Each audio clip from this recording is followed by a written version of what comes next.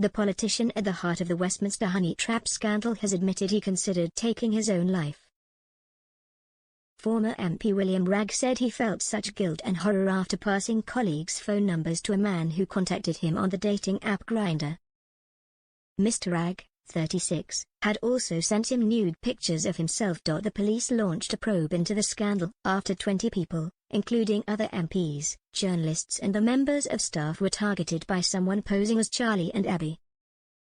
The former Conservative MP told the Sunday Times, "The night after the story was published, I didn't get any sleep. I felt awful. Just an intense guilt, but again, not knowing what had actually happened, or why, or what the motive was behind what this person had done. And I felt such guilt and horror.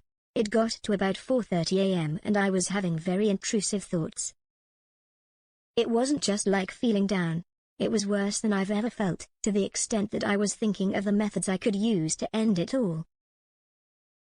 I thought, this is bad.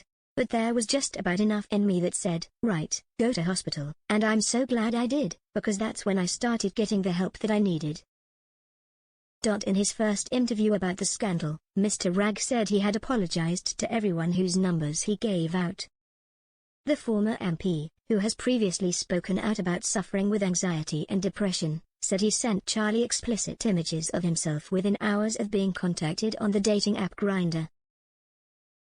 The honeytrapper claimed he was in his mid-20s and worked for a cancer charity. He said, he sounded quite knowledgeable of the building, the types of events that he, working in the charity sector, would be involved with. It chimed completely with my experience. He knew the lingo of the place and how it worked.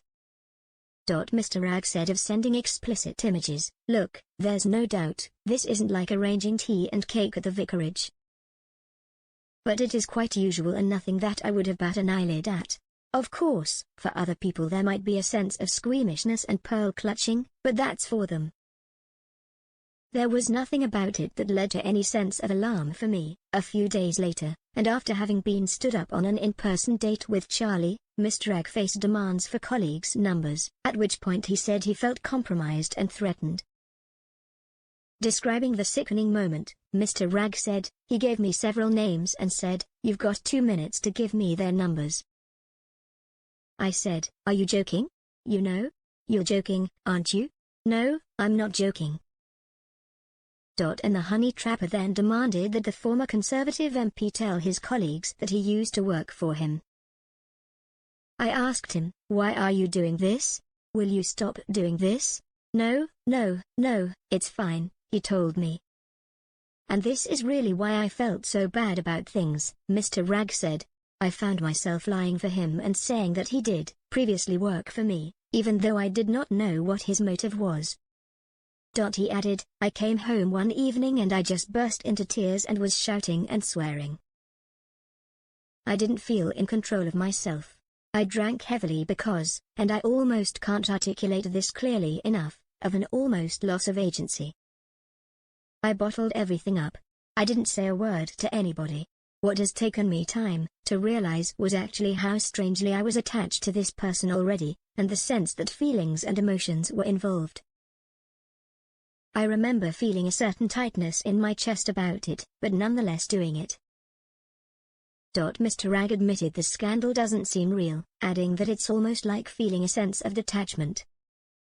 He said, "The only explanation I can give is just the power of that attraction, and not wanting to lose that.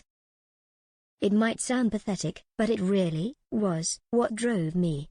The former Tory MP insisted his experience serves as a reminder about the need for vigilance online, with similar crimes he believes becoming more common with the prevalence of deepfakes and AI.